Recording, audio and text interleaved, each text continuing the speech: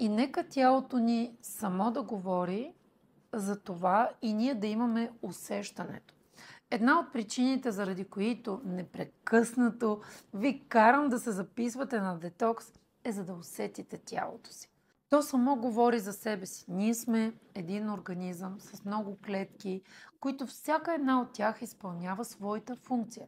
Но ако разгледаме една малка клетчица, тя има и дишане, и отделителна система, и всички органели работят в абсолютен синхрон.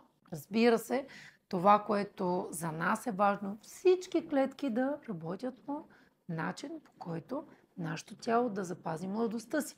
За целта на нас ни трябва регенерация. Трябва ни антиоксидантност, трябва ни и много енергия. Откъде да я вземем тази енергия? Много варианти има, затова ще направим допълнително много информация ще ви дам за това. Откъде да вземем енергия? За да запазим максимално младостта си, да направим нашата антиейджинг програма, трябва да стартираме от някъде, от нашата детоксикация.